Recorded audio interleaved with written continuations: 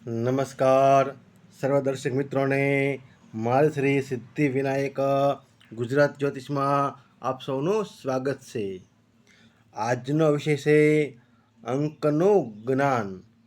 જન્મ કુંડળીમાં અંક કુંડળીમાં કે અંકોનું જ્ઞાન શું છે, અંકો શું દર્શાવે છે, અંકોના જે સ્વામી છે એ કયા સ્વામી છે, કયા ગ્રહો એના સ્વામી થાય છે, એના વિશે આજે આપણે જાણીશું.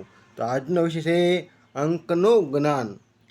આમ તો એમ કહેવાય છે કે વર્તમાનની અંદર અને ભવિષ્યમાં પણ અંકો છે એ આ દુનિયા ઉપર રાજ કરે છે, કે રાજ કરતા રહેશે. કારણ કે મિત્રો, તમે વિચારો કે આજે કોઈ પણ ની અંદર અંક વગરનું જીવન શક્ય છે. જેવી રીતે મોબાઈલ નંબર છે તો પણ એ અંક છે, કોઈ પણ બિલ હોય તો એમાં પણ અંક હોય છે, પછી કોઈ પણ રસીદ હોય તો પણ એમાં એક અંકો લખેલા હોય છે. તો આજે અંકો વગર જીવન શક્ય છે નહીં. આજે તમે કોઈ પણ વસ્તુની ખરીદી કરો એમાં પણ અંક મારવામાં આવેલો હોય છે. તો અંકો છે ને કે દુનિયા ઉપર અત્યારે રાજ કરે છે. તો આજે આપણે અંક વિશે જાણશું કે અંકોના સ્વામી કયા ગ્રહ થાય છે. કારણ કે અંક ગણો ને તો 1 થી 9 જ અંક છે, તો ગ્રહો પણ 9 જ છે. તો પ્રથમ અંક છે, એક અંકનો સ્વામી બને છે સૂર્ય ભગવાન. સૂર્યદેવ છે એ એક અંકના સ્વામી છે. બીજા અંકના સ્વામી છે ચંદ્રદેવ. ત્રીજા અંકના સ્વામી છે ગુરુદેવ. ચોથા અંકના સ્વામી છે રાહુદેવ. પાંચમા અંકના સ્વામી છે બુધદેવ.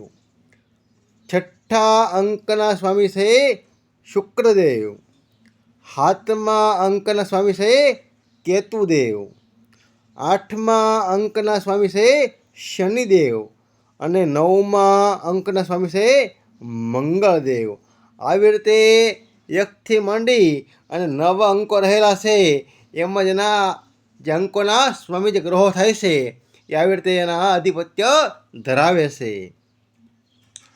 જેમને સૌથી વધારે એકનો અંક ઉપયોગ વારંવાર આવતો હોય તો એને સમજી લેવાનું કે એના જીવનમાં સૂર્યનો પ્રભાવ વધારે રહેલો છે.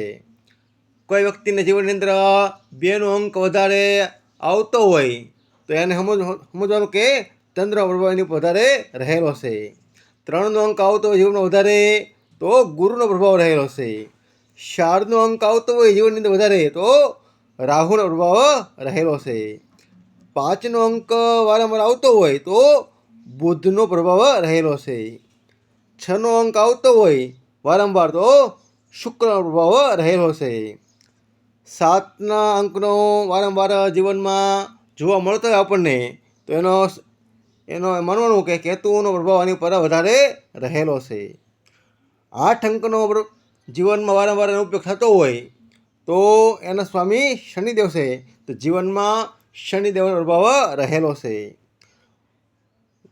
9 અંકનો વારંવાર ઉપયોગ થતો હોય તો સમજવાનું કે એની ઉપર મંગળનો પ્રભાવ રહેલો છે. સમજી લો કે તમે કોઈ મકાનમાં રહો છો, એ મકાનના જે કાંઈ નંબર છે, સમજી લો કે એના નંબર છે 32, તો 3 ને 2 5 થાય છે. તો એ જે મકાન છે એની ઉપર બુધનો પ્રભાવ રહેલો છે. સમજી લો તમારી પાસે ગાડી છે અને ગાડીનો જે અંકનો ટોટલ તમે કરો, એ અંકનો માની લો કે સરવાળો ટોટલ મારો અને એમાં આવે છે 4, તો એ જે ગાડી છે ને એની ઉપર રાહુનો પ્રભાવ રહેલો છે. આવી રીતે તમે અંક ઉપરથી જીવનની ગ્રહોનો પ્રભાવ જાણી શકો છો. જેવી રીતે જન્મ કુંડળી બને એવી રીતે અંક કુંડળી પણ બને છે. જન્મ કુંડળીમાં શું જોઈએ? જન્મ તારીખ, જન્મ સમય, જન્મ સ્થાન. તો અંક કુંડળી માટે પણ એ જ વસ્તુ જોવામાં આવે છે. અંક કુંડળી બને છે જન્મ તારીખ ઉપરથી.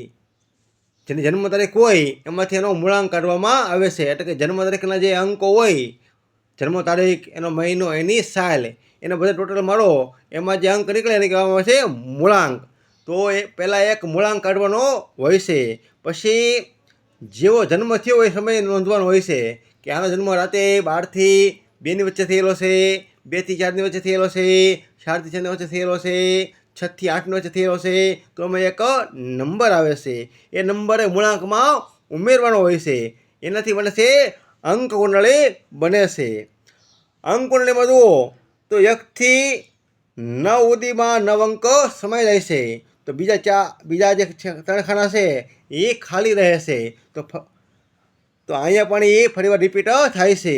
સમજી લો કોઈનો આપણે મૂળાંક કાઢ્યો અને એમાં પછી આપણે એના જન્મ સમય નોંધ્યો, તો એમાં જે અંક આવ્યો તો એ અંક આવ્યો, એક અંક આવ્યો, તો પ્રથમ ભાવમાં 1, બીજા ભાવમાં 2, 3, 4, 5, 6, 7, 8 ને 9. અહીંયા 9 પૂરા થઈ ગયા. તો ફરીવાર શું આવશે? અહીંયા પાછા 1 આવશે, અહીંયા 2 આવશે, અહીંયા 3 આવશે. તો 1, 2 ને 3 આ 3 અંકો છે એ રિપીટ બીજી વાર થયા છે. જો એક અંક અહીંયા પણ છે, અહીંયા પણ છે અને અહીંયા પણ છે. અહીંયા પણ 1 આવશે, અહીંયા પણ 2 આવશે, અહીંયા પણ 3 આવશે. તો જે રિપીટ થતા હોય ને અંકોની અંદર, તો એનો પ્રભાવ જીવનમાં વધારે બતાવે છે.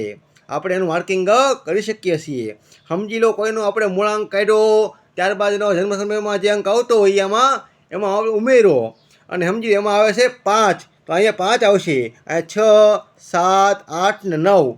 અહીંયા 9 પૂરા થાય, અહીંયા પછી શું આવશે? અહીંયા 1 આવશે, 1, 2, 3, 4, 5, 6 અને 7.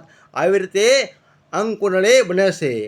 અંકો છે એ મેં કીધું એમ આજે આપણા ઉપર એ રાજ કરે છે, આખી દુનિયા ઉપર એ શાસન કરે છે. અંકો વગરનું જીવન રીતે શક્ય નથી.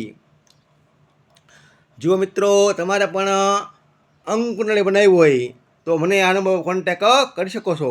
હું પણ પોતે જ અંક કુંડળી બનાવું છું. તો તમારે તમારો કયો ફેવરેબલ નંબર છે એના વિશે જાણવું હોય તો મને મારા આ નંબર કોન્ટેક કરી શકો છો. નમસ્કાર દર્શક મિત્રો, હર હર મહાદેવ.